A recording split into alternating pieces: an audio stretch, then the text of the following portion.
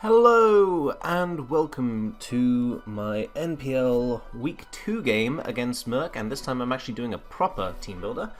I did technically do one in the actual live recording, which will be coming up later, but I've just listened back to it in part of the editing process, and it's really not worth keeping as it is. It's very cluttered and haphazard, and clearly I had only just come back from a few days without any internet, so yeah, that was not ideal for me. I have his team up here. I'll probably just replace it with the thing on the actual screen, but he has Mega Gardevoir, Zapdos, Lucario, Celebi, Dragonite, Drapion, Miltank, Gastrodon, Talonflame, Gligar, and Kabutops on his team. Now, I wanted to do a live team builder just to get my thought process in order and I'm trying to give as realistic a show as to what my thought processes and matches in the NPL this season. That's why I've gone with live comms, or why I'm going to be trying to go with live comms, although obviously the Gypsy game was the exception to this. But because I came back and from several days without internet, it had been delayed, and I had to rush out the Gypsy video as well. I just decided to cut out the live team build from this one, and I'll try and do a better one in my week 3 game. Yeah, so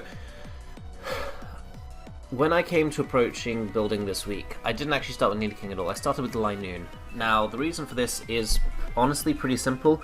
His Linoon answer is not very good. His Linoon answer is Lucario, and that is not a solo Linoon answer. After a couple of rounds of Stealth Rock damage, it's in range of dying to a +6 E-speed, and I actually get something wrong in the live comm of the game. I say that this is a Jolly Linoon, and I do calcs with Jolly Linoon. I was Adamant Linoon, so Adamant Linoon with Extreme Speed, Return, and Seed Bomb. Return is specifically there for things like the Celebi, for things like the Drapion, the Miltank, things that are going to be slower than a 196 speed Linoon, and Return can just hit them pretty damn hard. This speed outspeeds a Jolly Dragonite, so I can outspeed any Dragonite variant, so I can out E-speed it if it's at +0. I was originally slower with this and was just going for, I think, Adamant Kabutops, but the extra HP doesn't actually help me in certain situations, and potentially losing to Jolly Dragonite, I didn't want that to happen, so I ended up going with this much speed.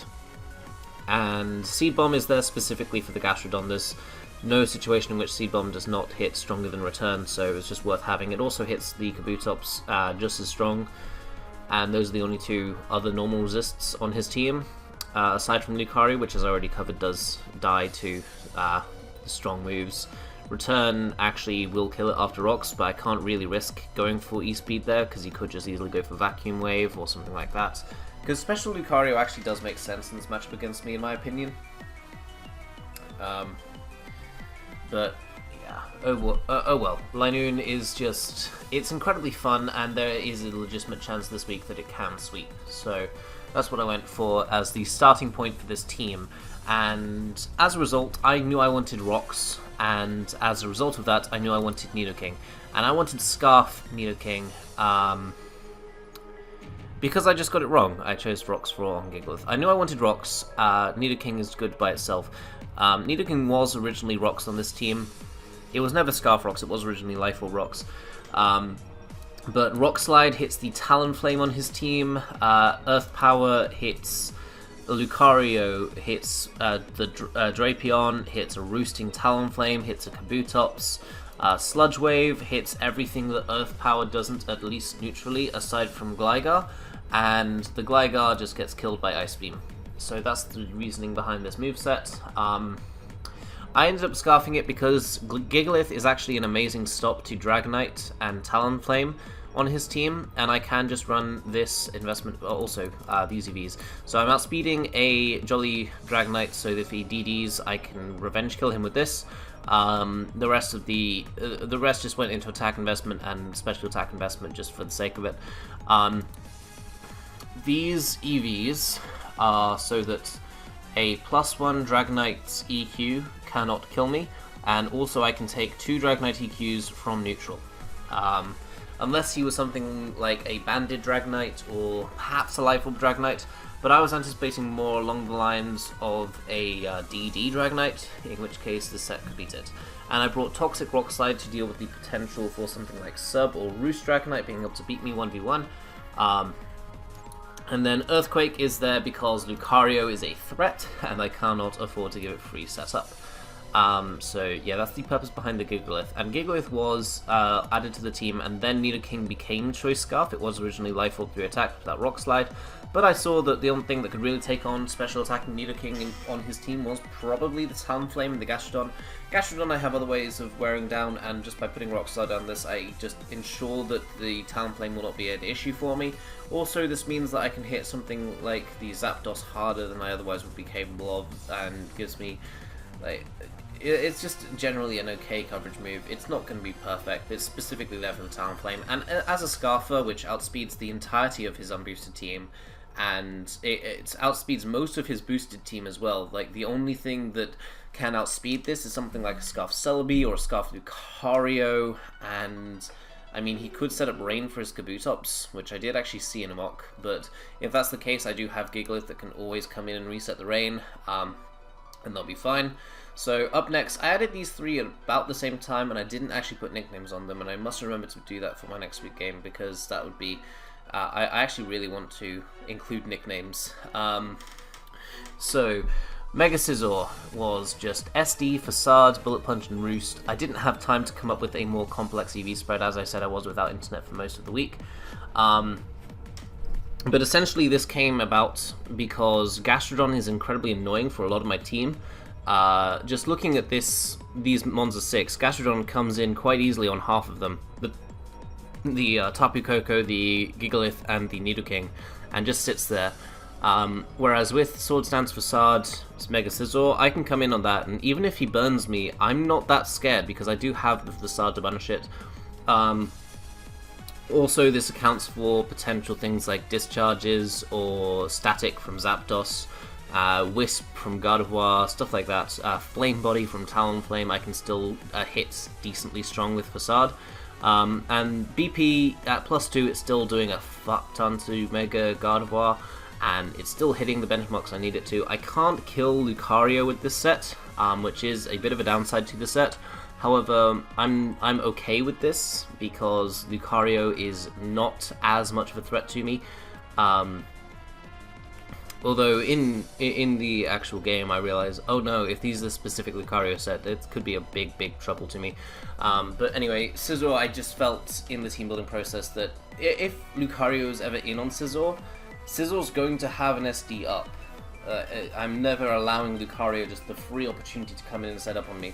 And he'll almost always want to scout because Superpower is such an obvious bring on this. And I'm never revealing Facade until I'm actually statist as well, that's the other thing.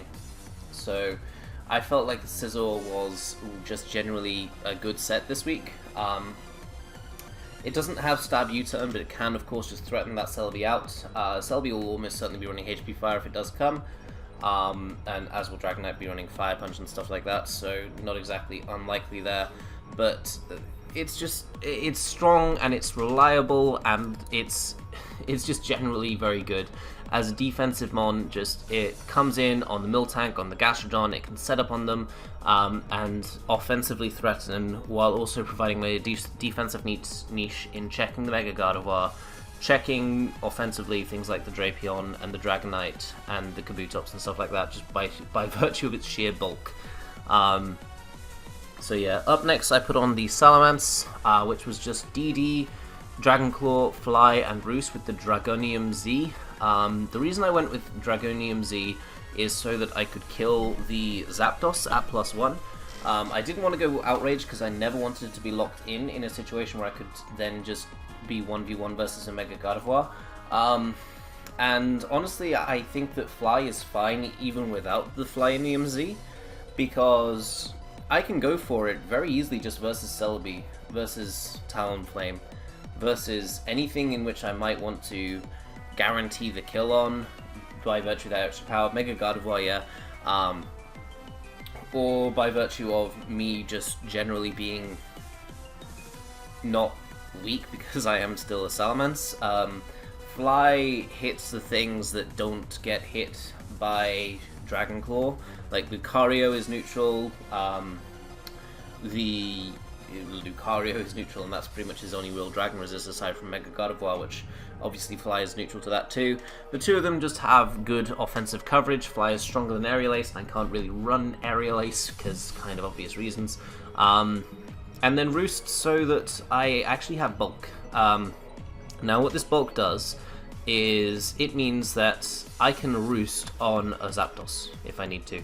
Well, not reliably, because invested Zapdos can still kill me, but a defensive Zapdos, or specially defensive Zapdos, cannot kill me with HP Ice from full, which means I can Roost on it and proceed to just have a good time in that way, because it will not be doing more than I'm recovering.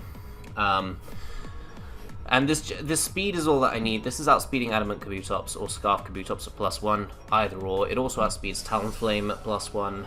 I don't need that much speed against his team, being very honest, because the things that I could creep, the things like the Zapdos, the Lucario, the Drapion, Miltank, I don't need to creep them. I don't fear them all that much. Because, as I already said, unless it's offensive Zapdos, I can set up and Roost on the Zapdos if needs be. Celebi, I mean, Dazzling Gleam isn't going to kill me, and then Fly will just do a huge amount back. Lucario, I can't imagine him ever bringing in to check this, aside from through its extreme speed priority, and most people would be running something like Fly or EQ or something to hit the Lucario with. Drapion just isn't really a threat to me, because Knockoff is doing next to nothing, and Poison Jab is doing similar amounts of damage. So the only thing I really needed to outspeed was a Kabutops, or potential Scarf Kabutops, and I just decided to go with Adamant Scarf Kabutops, which would outspeed everything else on my team, aside from maybe Tapu Koko. So yeah, that's why I went with this set. And then finally, Tapu Koko was added to the team. I a Papa Berry with Wild Charge, U-Turn, Grass Knot, and Acrobatics. Acrobatics means that I have something to hit Celebi with, which will not force me out in terms of U-Turn. Grass Knot is just there to hit the Miltank, and Wild Charge is just generally an incredibly powerful move, and it will actually put me in range of Papa Berry quicker, so that I can activate Acrobatics sooner, and I'll get a second chance to just Wall Break later on in the game. Yeah, this is my momentum-based mon this week. It can work decently well with stuff like Salamence and maybe Linoon. Grass Knot is there specifically for the Gastrodon, admittedly. Without Gastrodon, this would just be a fully physical set, maybe Roost or something. But this is just a fun set. I'm actually going something pretty weird. These special attack EVs, they do not matter. This speed is specifically for the base 100s, and I'm aware that he does have Talonflame that is right there. He does have potential Scarfers, but I honestly don't see Talonflame coming this matchup. Maybe, but it won't be staying in on Tapu Koko wherever. And what's more, I don't honestly think that he's going to bring max speed base 100s either, but them I could see, and he's got a number of them. Mega Gardevoir, the Zapdos, the Celebi. Going Adamant was more than worth it, especially considering that the one mon I would not go Adamant for, Tapu Koko doesn't fear, and he would never stay in unless he already knew my moveset, in which case Tapu Koko has probably already done its job. So yeah, that's the basis behind this team. And I will just cut out the live thing that I did because it wasn't really worth it. So I do hope you guys enjoyed this, and get ready for me versus Murk, which is starting in 3, 2, 1. Let's go for this. And you already saw the Linoon set, so this is good. Let's go. Oh wait, we need to invite people first.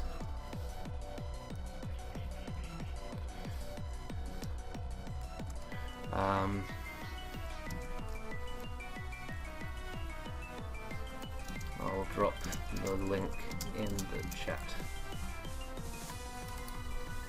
Okay, done that. So, let's actually look at this team now. He brought the Gligar. Tapu Koko is not that good. Did not bring Mega Gardevoir, which is amazing for me. Brought the Gastro. I was expecting that quite a bit. Gigalith can put in decent work. Salamence. What's blocking Salamance's path as sweeping? Mostly just Gligar. Linoon, also checked by Gligar, but not much else. I can potentially find room to set up on maybe the Miltank, more likely the Gastrodon potentially. Leading with Gigalith is fine. His Defogger is Zapdos, doesn't want to lead Zapdos. He leads Lucario. Kind of struggle in that situation. Nidoking could just be better lead. Yeah. We'll lead off with Nidoking. Nidoking has a way of hitting almost everything in this team super effectively. I have a hard switch into that Gastrodon no matter what in Scizor, and that Miltank doesn't threaten me much, so I can just go for the Gigalith hard switch to get at my rocks. And if we both play with our rocks up, I mean, that suits me better than it does him, so... Because that looks, in my opinion, to be his rock set of this game. Maybe it's a curse set or something. I have my ways around a curse set. I have Toxic, I have SD setup, I have not Dragonite, I have Mence with Z Draco, and I have E-Speed as well, obviously.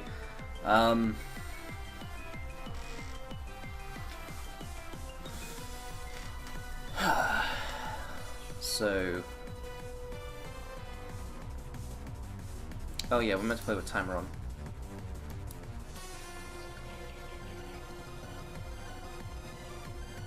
And I'll just ignore spectators.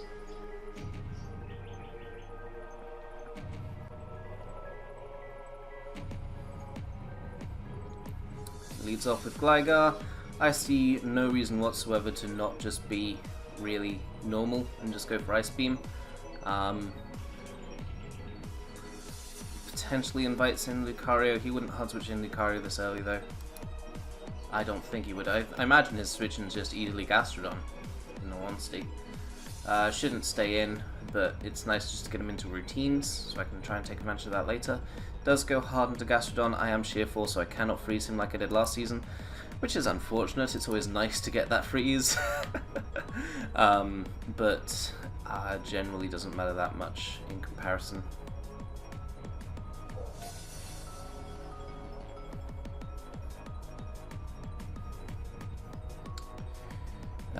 This Gastrodon can't effectively touch this Scizor. Shoutouts Verd, by the way, he gave me this idea for this Scizor set. And that's Verd with a V, not Bird. It goes for the EQ, hard away, let's go. So that actually tells me a decent amount. Tells him that I'm basically just bulky without any defense investment though. But that's fine by me. I can roost if he goes into Zapdos, I can go into my Gigalith. Would he go into anything else on this Scizor? I wouldn't say so. Like maybe Miltank if he's got Fire Punch. But even Fire Punch Miltank isn't really a threat to Scizor, is the thing. And even then, Miltank I can just go hard into Gigalith and things will be fine. I don't want to calc that damage though from Nidoking, because he might just think that I'm a Berry or like a Sash Nidoking set or something. So let's go with All Out Attacker and then remove this Life Orb. Versus a Gastrodon. Spadef, Ice Beam. Counter this would do... Well, I mean, I don't imagine it did that. 19%. Okay, Curse. Interesting. Okay, let's go for this SD. And, well, I guess I'll just roost here on the anticipated switch. If he curses up, I get to +6 before he does, and I have the better chance of critting him. And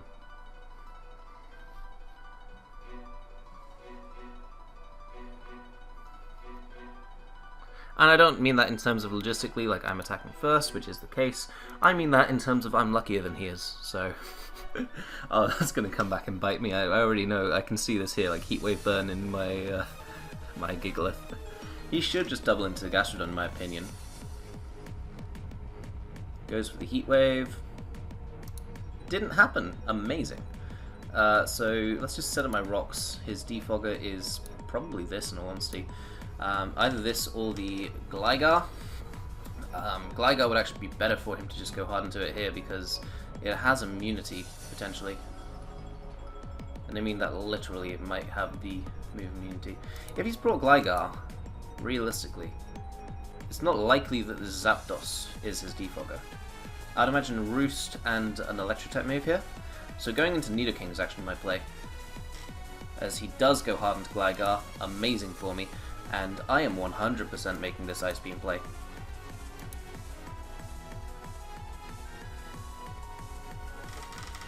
It might not kill, admittedly, but if it does, that's amazing for me.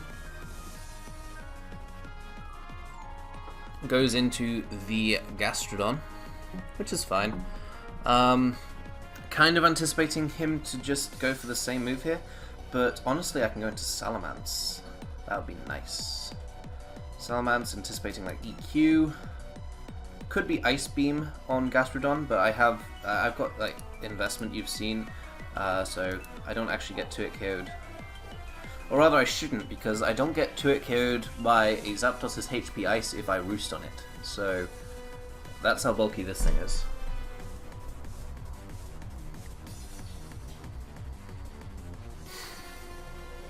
His Flying Resist. I like his Flying Resist. In terms of Zapdos. Like, that's decent. Am I Dragon? Yeah, I am. I just saw the fly and just had to check. I've not had internet access for the last 4 days. So... Goes into Miltank. Okay. Let's go for this DD right here. That's double edge. That's Scarf, is it? What?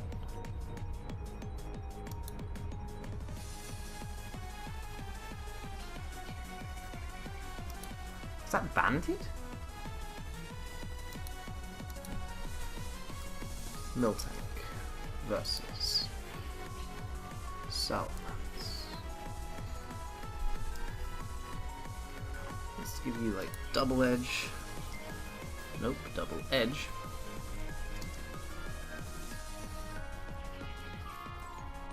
Like 252 attack with Adamant Nature. This could be Scarf. I could be about to be dead. How much does this one Dragon Claw? Let's get rid of this. +1. Oh, I'm playing around with fire here. This is heat. This is genuinely heat. He's not making a move either. It's doing more than I'm roosting. Yes, we get the kill. And because of that we get the Moxie boost. And that means he either wasn't Scarf, or he was really slow Scarf, which wouldn't make sense. So I imagine he wasn't Scarf, he was just like offensive. Let's consider this like with, it was 164 odd, wasn't it? I can't remember exactly. Yeah, that's just Adamant. It's not banded or anything. That's an interesting idea. But Zapdos actually isn't an answer to me right now, if he goes into it. He goes into Dragonite.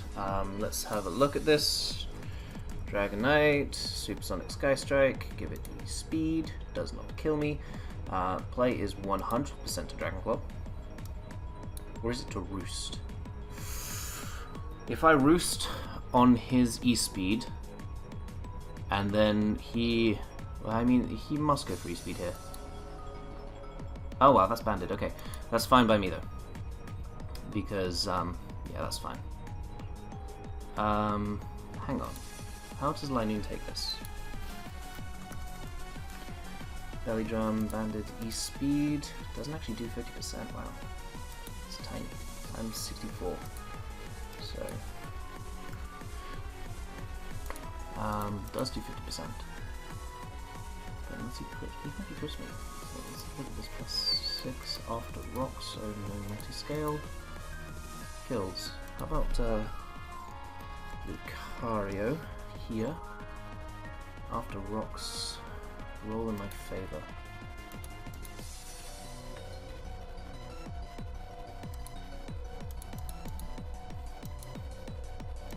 So now let's belly drum that up.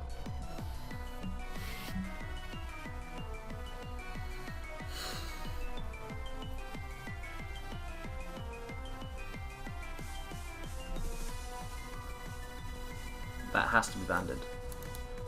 Like, we saw the calc. Could it be adamant? Even if it is adamant, he needs to OHKO me, or I get my plus 60 speed off. I'm also jolly. Shit. So, not actually going to kill the Lucario after rocks.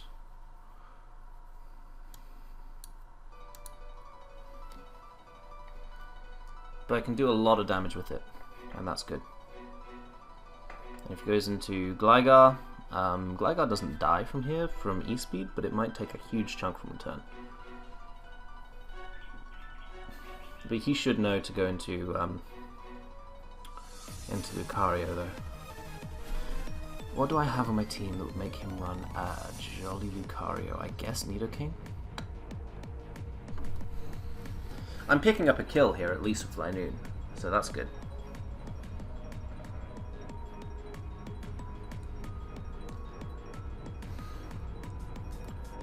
It is absolutely not worth preserving this Linoon, though.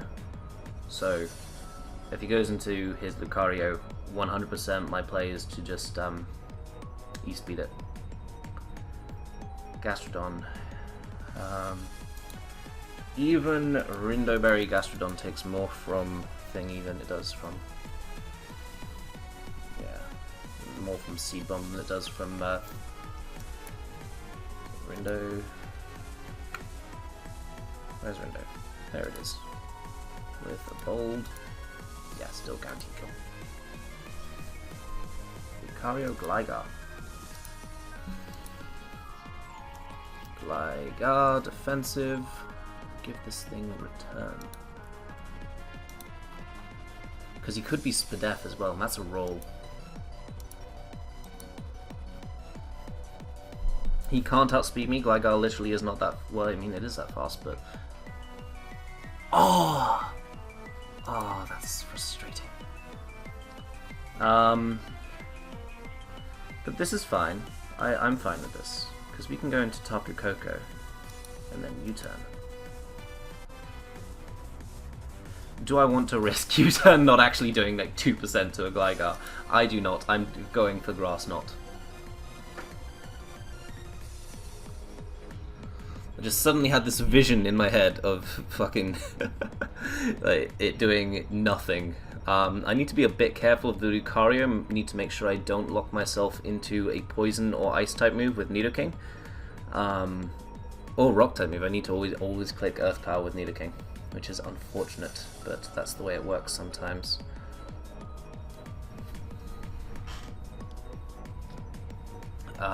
That's almost certainly Spadef as well. I don't think it was a roll in my favour, even if he is Spadef, so like, let's get rid of all this. Let's just assume he's just stupid. It would have been a roll heavily in my favour, actually that would have died. So he clearly had some investment then. I don't mind that though. Like, I was just sacking off Linoon there because I couldn't actually kill off the Lucario. If I was adamant, we could have put in so much work right now. He goes into his Zapdos. I want to just go for a Wild Charge here. Do 70%, thank you. As he goes for the Roost, that's not going to work, my friend. I really want to expect him to go into the Gastrodon here and just go for the Grass Knot, but it's not worth it when I can just go for another thingy, another Wild Charge.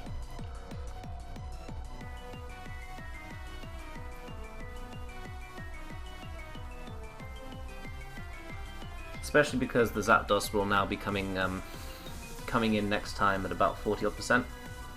Like less than 37%, my bad. So even if he switches out here, it's not worth the potential loss of him just going straight for the Roost, basically.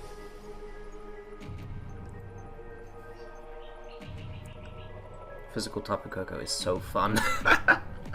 It's objectively it's not as good as its special set, and I'm sure this is Spadef because of anticipation of it being special.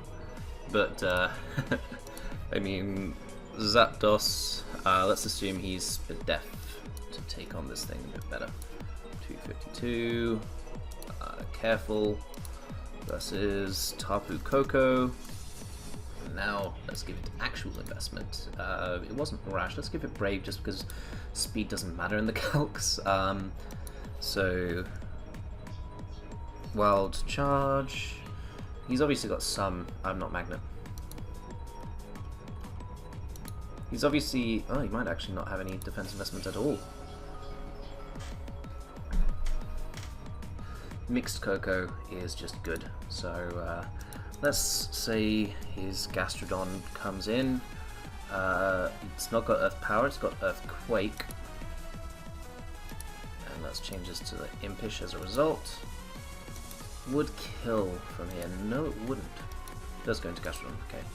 Because it would.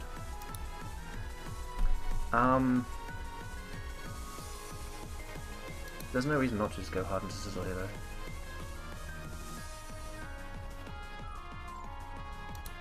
Because what is there? Sizzle and then double into Tapu Koko?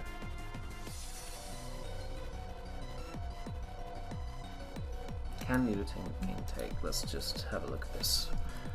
Lucario, Sword Stance. Let's assume this is +2. Let's even assume it's Adamant just for the sake of doing as much as this thing can to a Nidoking. +2 E-Speed is a roll to knock me out. Shit. Yeah.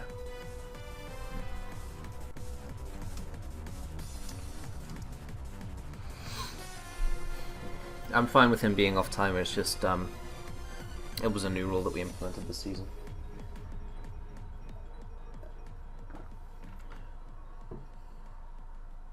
Goes for the Recover, just trying to store me out of electric terrain turns, presumably. I'm just going to go for the... Do I want to just go for the SD, or do I want to go for the Facade?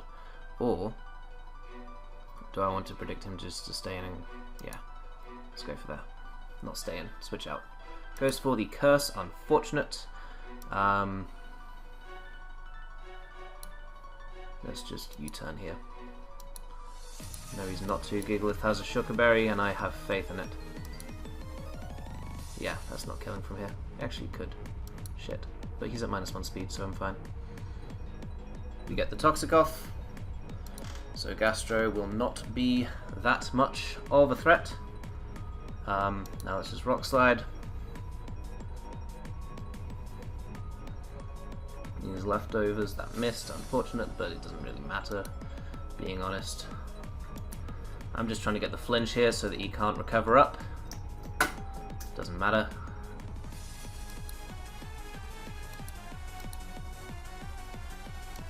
Now it's just SD.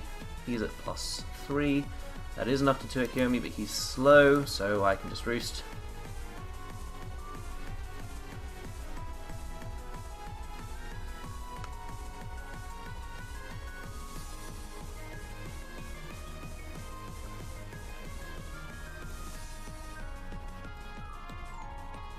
His play is to never recover, try and get Zapdos back up.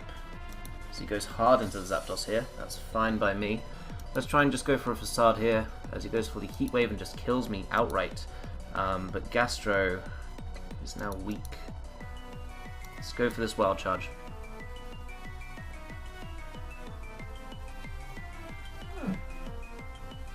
Or do I go for the Grass Knot?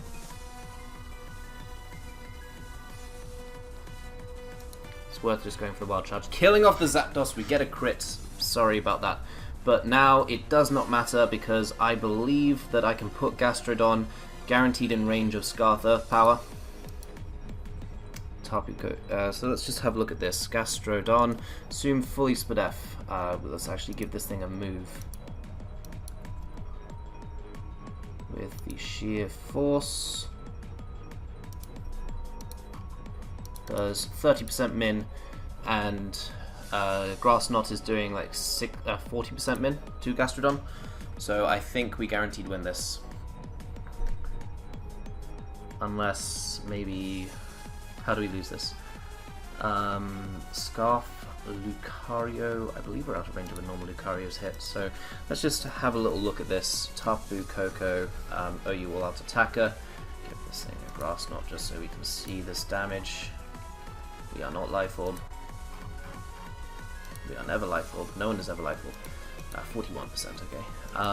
So to a Lucario, with E-Speed. We're not in range of E-Speed, so we should be fine. Wild Charge will almost certainly knock this thing out, surely. Wild Charge. 252 Adamant. Kills. And Papa Berry means we are not in range of dying to recoil, so we win the game guaranteed. Ah, that's a very good game though, Murk. That doesn't kill, obviously. He recovers, but between Toxic and Grass Knot damage, we should be fine. All I need is for him to finish a turn under something amount of health.